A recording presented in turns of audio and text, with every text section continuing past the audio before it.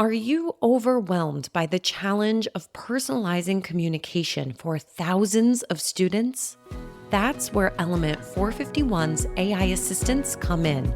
From nudging prospective students to guiding those already on their journey, AI assistants don't just automate, they write, build, and optimize every step of your digital campaigns. Discover how at element451.com/AI team. Hit it! That's what I'm talking about. Wait! Okay, now, from the beginning. Hit it, boys. Welcome to Reclaiming Free Speech, Democracy, and Discourse on Campus, a podcast about the post-2024 election America look. I'm Dr. Cody Nielsen, Assistant Professor of Higher Education at Western Michigan University and Executive Director of Convergence Strategies. No matter the outcome, the 2024 election will set the stage for the next decade of higher education. In this Pulse Check series, I'll interview policymakers and practitioners to discuss their outlook on higher education, the ways in which we might reestablish higher education's public trust, and what a post-2024 election will look like on college campuses. From expression of speech to civil democracy and discourse, America's higher education system is at a dramatic turning point, and we're here to break it all down. Let's dive into today's episode. Today's guest is Dr. Kristine Bowman. Dr. Bowman serves as the Associate Dean for Academic and Student Affairs in the College of Education at Michigan State University, where she is jointly appointed as a professor of law and professor of education policy. Having published more than 30 articles and written or co-edited 4 books, Dr. Bowman is the expert we need right now as we look at free speech and the future of higher education. Welcome to the podcast, Kristine. Glad to be here. Kristine, your experience in this field goes back quite a ways. And when we first talked about you being on the podcast, I knew instantaneously after a lovely referring from a colleague of mine that you were the perfect person for us to talk about this. We have a lot to cover today, but before we do so, I want you to tell us a little bit of your story. How did you end up in this role at Michigan State? And help us understand that sort of combined experience of working as an associate dean in academic and student affairs, but also serving as a professor of law. My experience goes back a while, and actually this weekend I'm here to talk at Drake University at their Student Leadership Conference, and I was an undergraduate student at Drake and very active in student government and a lot of different things here on campus, and that definitely shaped how I started to think about free speech on campus. I then went to law school and actually got a law degree and a master's degree in total in about 3 years. And after working for a federal judge, I represented school districts working at a law firm in Chicago.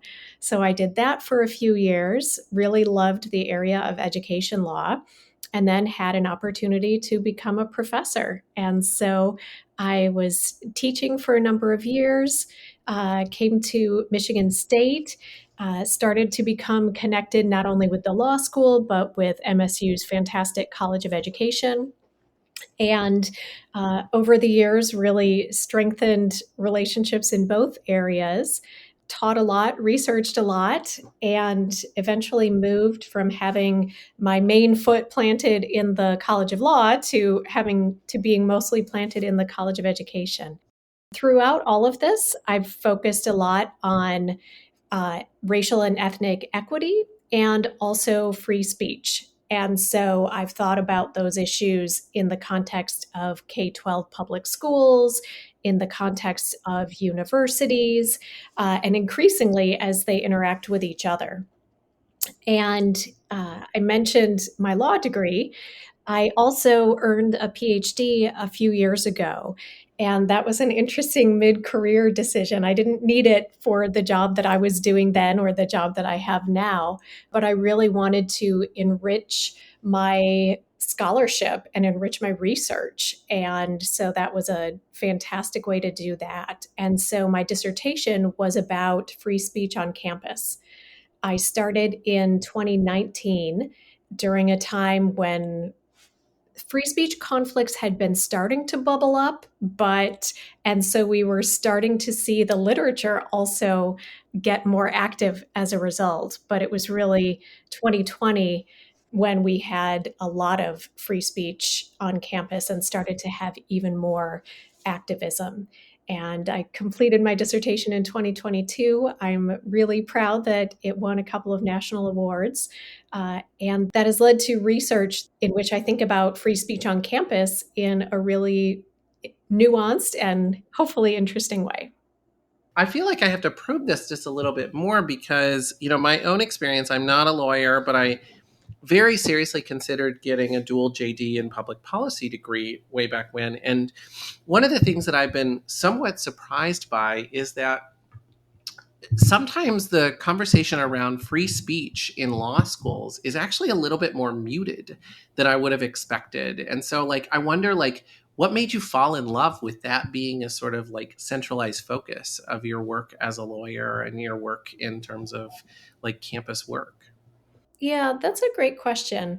Um, I think a lot of it is that the conversation about free speech in law schools has what I would call a very traditionalist focus.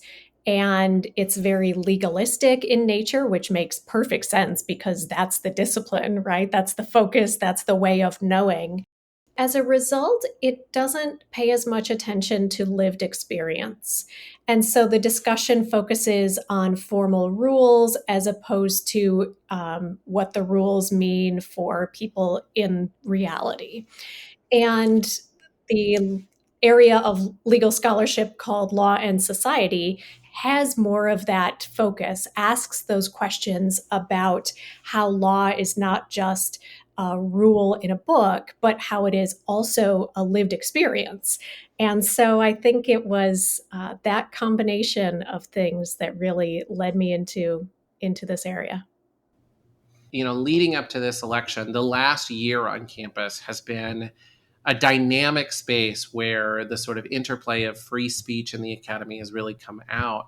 And I'm wondering if you can share about, from your experience and even some of your writing most recently, about what we have seen on campus and the actions of campus administrators as being leaning into free speech, or if it feels as though free speech has sort of become a questionable limitation, that institutions are shying away from it or having a difficult time sort of understanding the nuances of it. And I'd love to sort of get your thoughts on sort of what the last 14 months or so have looked like on campus. Yeah, the last 14 months have been incredibly active, especially in terms of student protest. And so that's been really interesting to watch as given my scholarly background. So when I talk with students and actually student affairs professionals a lot about free speech, I also talk about the history of student protest. Because for this generation of students and this generation of younger professionals working on campus, this is not the sort of thing that we have seen. But if we go back to the 1950s and 60s, we're thinking about the civil rights movement, we're thinking about Berkeley free speech movement, anti-Vietnam protests, the apartheid protests. So many different eras have had really significant activism on campus. And what's interesting too is that we've also seen different mechanisms of protest that have been dominant at different times. So we could be thinking about sit ins or marches, or with Occupy Wall Street, it was really the encampment. And that wasn't as much on campus, but it absolutely influenced this generation of student activists because what's one of the things that's interesting to me about the past 14 months is that we've seen all of these protest mechanisms happening all at once. And so it's the call for divestments, it's the encampments, the marches, the sit-ins, all of that happening. And again, this is much more active than we've seen in quite some time. And so we also have a lot of leaders on campus who are not sure how to deal with that, both navigating law and navigating the political elements of this, because this is also happening at a time when our nation is incredibly polarized. And so it's been a lot for leaders. It's been a lot for campus communities to try and work together to try and have dialogue during this time. As you're talking about this, coming back to the civil rights era and the free speech movement on campus around Students for a Democratic Society, I think what has changed since 1972's Healy versus James on college campuses? We're in such an interesting dynamic because I think Healy v. James is sort of one of those seminal cases that we sort of talk about from during that period in time. And it seemed to establish a pretty solid benchmark that institutions could not strip students of their rights to free speech. But it also seems very clear across the country in certain avenues, and I'm not going to name specific institutions, but as though there may be some stripping away of that. And I'm wondering, how has the court changed, and how is the current SCOTUS affecting the sort of ability for institutions to legitimize some of those actions that have been taken on campus? So I think the time, place, and manner doctrine has become more defined over time, and the forum analysis doctrine, and then also the idea of government speech. I want to talk specifically about government speech in a couple of minutes because public universities are government actors for purposes of government speech. So, time, place, and manner regulations are all about letting the government make rules so that it can fulfill its fundamental functions. So, for example, needing to get a permit before I host a parade on a public street and effectively shut down the street is an example of that, right? We have public roads, purposes for people to use them for coming and going. And if I'm going to disrupt that in a significant way, then I need the government's permission to do that. And so that's a clear example. Additionally, universities also can make time, place, and manner regulations that allow them to carry out their fundamental work of teaching and research on their campuses. So that's become a lot more clearly defined over time. Then there's also the forum analysis doctrine, which essentially asks, what is the type of forum? What is the type of space that this speech would be happening in? And how open is it to anyone, right? And so it's basically a continuum. And on one end of the continuum, we have a closed forum, and you can think of a school classroom or a university classroom as a closed forum. That's not open to anyone. In fact, it's only the professor and the students registered for the class who are able to be there, and it's really tightly controlled. On the other end, we have, the proverbial public street corner where someone can protest and doesn't need a permit. If you're just out there with a sign, that's traditionally very, very open. And because it is so open, the government has very little ability to regulate what happens there. So as this applies to campuses, we've seen litigation over the decades that has really tried to define areas of campus as specific types of forums. And in the past couple of years, we've also seen some state legislation that tries to define areas of campus as specific types of forums so that they are more or less open to free speech by whoever wants to engage. So that's the second area. And then the third area is this idea of the government speech doctrine, which really has its origins not until the 1980s. And has become, again, increasingly better defined over time. And so that connects to this idea that the government has control over its own speech. And so the question then becomes, okay, who is part of the government, right? So who is a government actor for this purpose, and whose speech does the government control? And so when we think about universities, that interacts with principles of academic freedom. And so that's an area that legally has not been very well defined. The court has essentially said, well, the this is an interesting area to think about. We'll come back to that someday. And so we have all of these areas in which the law has continued to evolve. And so universities are operating within a pretty complex legal regime these days. Thinking about that and thinking about government free speech and sort of looking at who exists within the government realm, obviously the concerns about the academic freedom and whether faculty and administrators being part of the institution are there. What's the limitation for students? There was a case a few years ago where the Supreme Court ruled that a cheerleader who was off campus at the time, but at an event, was allowed to on Snapchat, was brought up on charges and filed a free speech claim, and the Supreme Court sided with her. So, how much leverage are students still getting in terms of their own ability to leverage their free speech rights, even though they might be on a public institution? There are a couple of layers of answer to that. So, one is, again, the doctrinal layer, and then there's also the layer of the lived experience of students. And not all conflicts, not all infringements of law end up becoming lawsuits. And so, if no one is willing to push back against an infringement, then it just happens and it is what it is. In terms of students' free speech, there's more doctrine in the context of K-12 schools, and it's also messier. It's From my perspective, it's also important to think about the different role of K-12 schools and the fact that students are required to be in some school. And for a lot of students, a public school is their only option. So you have this captive audience problem that's not the case in higher education. Let me just sort of turn toward the sort of currents, the current concerns that we have. And of course, this podcast is really looking at things in a sort of post 2024 election. We're recording this on Friday, the 8th of November.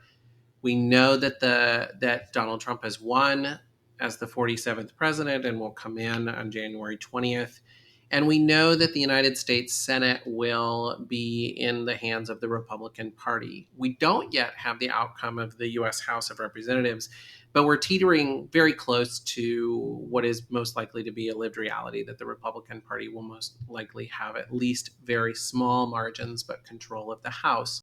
You've lived through many administrations and you worked as a professor and have been at Michigan State through Trump's first administration. But there's a lot of threats that are being made. He has recently come out and threatened that he will use the National Guard to shut down campus protests around pro-Palestinian protests, and has even threatened to deport, individuals that participate in them. That might be an extremist narrative and maybe far overreaching his own basis. And we know that Trump is often right with liking to say, big grandiose things. But what do you see as the potential fallout on campus? Like, how do you think that higher education is now, especially around this conversation around free speech and democracy, potentially going to see some changes in the next year or two? Yeah, these are really important questions. And so, how I've been trying to think about these things is going back to the first Trump administration and looking at some of the approaches to thinking about free speech and thinking about higher ed policy. And so, for example, we had that executive order in 2019, which essentially said that campuses, public universities need to comply with the First Amendment in order to continue to receive their research funding.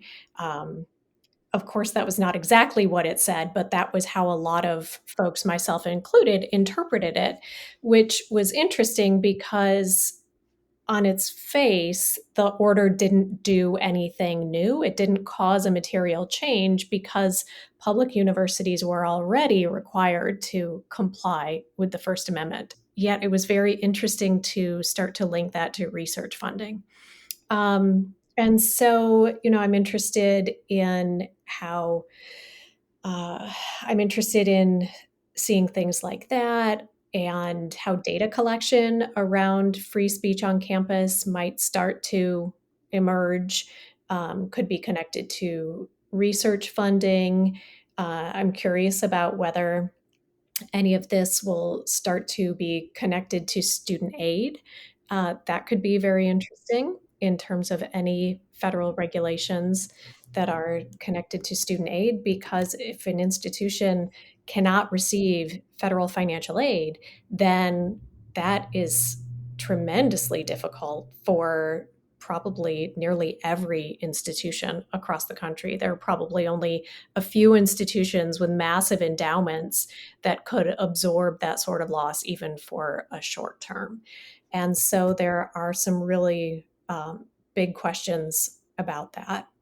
And I also wonder if there's this idea, if there's this doubling down on the idea that universities should be neutral, and by neutral, that means being silent. Um, that's very consistent with what I call the traditionalist approach to First Amendment, or traditionalist approach to thinking about free speech on campus. And again, that's the dominant view in a lot of law schools, but it's not the only view that university presidents express. It's not the only view that's in the literature, even the legal literature. And so there's this other view, which I call the new democratic view of free speech on campus, which says, no, we cannot engage in viewpoint discrimination. Yes, counter speech is a good thing. And we also need to think about how we can create conditions for productive dialogue. So the new democratic view really takes more of the burden for creating robust climates of learning and knowledge creation, and the institution itself takes on more of that burden, instead of just putting that burden on students and saying, okay, you want free speech, go ahead, you need to figure out how you're going to have a robust climate of free speech. But this new democratic view really is universities looking at this situation, and they might engage in counter speech on behalf of some student groups or marginalized or minoritized groups, but they also might not, right? And so it's about really thinking about what's the lived experience of these students, and does everyone really have equal opportunity to access this environment of learning and knowledge creation? And that's a really powerful thing, a really exciting thing. Also, not the direction I think the Trump administration is going to be heading in terms of First Amendment. Yeah. Yeah, I really appreciate all of this. And I know that this is out, this new democratic view that you have is out in a 2023 article in the Journal of Law and Politics. So hopefully our readers will go and look at this. The title of the article is The Redefinition of Free Speech. Is there anywhere else that we would look for some of this new stuff that you've published in the last year or two just on this subject matter? Oh, yeah, thanks for asking. So that article really captures these two ideas in a powerful way and is the most in-depth to talk about those. I have a book chapter coming out with Sigal Ben-Porath, a colleague at University of Pennsylvania. That is in Nomos, the Journal of Political and Legal Philosophy, coming out in 2024. That title is Exploring an Epistemic Conflict Over Free Speech on American College Campuses and the Promise of the New Democratic Model. And so that book chapter says, we have these two ideas about free speech, and what we often end up doing is this analogy is not perfect, but we end up arguing about the symptom without really understanding the cause of the disconnect. And so understanding the cause can be a powerful thing, if nothing else than to understand the real difference between how I think about free speech and how someone else might think about free speech, and why free speech on campus and a robust free speech on campus can mean really different things to really different people. Because if we have very different starting points, then it's not shocking that we end up in very different places at the end.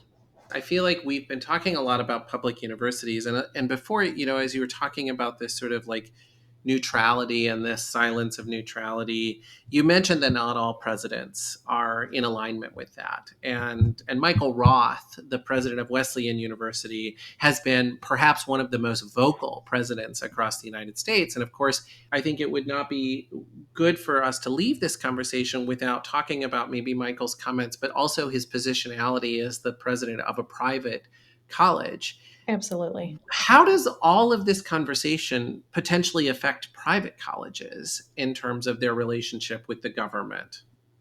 So I think this is incredibly important for private colleges and universities because even if constitutional law does not directly apply to them, they are very much part of this society where we engage around the idea of constitutional values.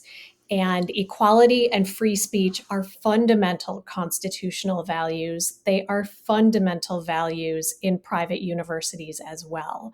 And so, as private university leaders are engaging what free speech means on their campus, they're grappling with constitutional values and helping shape what those values mean for all of us, even if they're not directly bound by constitutional law.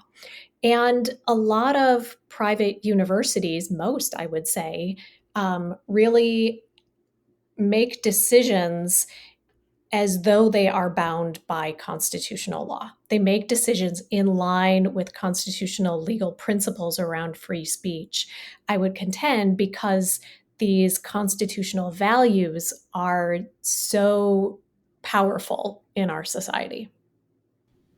Yeah. Yeah. Thank you for that. I think that's just so important for our audience to hear that, because I think that alignment of constitutional values really helps us to place ourselves no matter what setting we are in the higher education world right now. We're coming to the end of our time, and there's so much more to probe on this. And I'm certain that our guests will want to hear more and think about this and go look at some of the work that you've done. And I hope they do. But I just sort of want to close by asking you a question for yourself. We are all in this now together in the experience that we're having. And, depending on where we are in this situation, like some of us might have expected this and some of others, but no matter what, we have to face it all together. How are you taking care of yourself? You are an associate dean and a professor of law and education policy. You've got a lot on your plate. You're there in Des Moines giving some keynotes and some workshops and such. How do you just take care of yourself as a person in the midst of all of this? So I try to be really aware of what my bandwidth is at any given point in time. What's my bandwidth in general, and also what's my ability to engage in a particular situation in a productive way. I'm glad you mentioned Michael Roth's book earlier, because actually I really want to underscore his idea of safe spaces and brave spaces. I think that's such a powerful concept for universities. And I think it's a really powerful concept for all of us, whether or not we're in a university. So, this idea that safe spaces are affinity groups and we're with like minded people and we are known and seen and valued and heard. And we all need those spaces. But if we are to move forward as a society, we can't only exist in our safe spaces. We can't only exist in our bubbles. We also have to be able to engage in brave spaces. And as I mentioned previously, know when and how we can try to productively engage in those brave spaces. So that's one of the ways I think about it. And yoga. And yoga. Yes. I appreciate that. No, and I think you're right. And I think, for the listeners that are out there, Michael Roth's book on safe enough spaces really does speak to that idea of safe space and brave space. And I think one of the things that I will just maybe sort of editorialize is that as we move into these conversations moving forward, we once again are confronted with the reality that we have to learn that which is unsafe and that which is uncomfortable. And then as administrators, not get so quick to try to shut down that which might feel divisive and discursive, but rather to lean into the public trust of what higher education was all about, and that is the public intellectual conversation between parties. So, I couldn't have said it better. Dr. Kristine Bowman, it is a pleasure to have you on the podcast. I'm really excited for all of the wisdom that you have shared with us, and I'm really excited to see what our listeners have to say. So thank you again for joining us on this conversation around free speech, democracy, and the post-2024 election. It's been a pleasure. Thanks for the opportunity.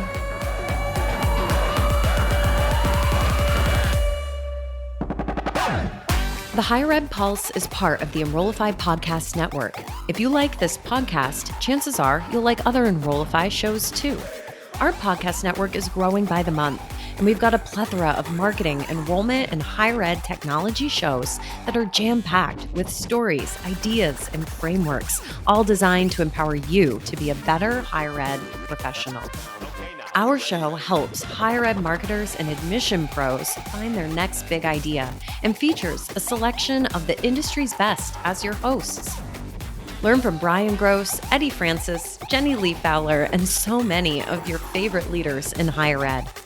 Enrollify is made possible by Element 451, the next generation AI student engagement platform, helping institutions create meaningful and personalized interactions with students. Learn more at element451.com.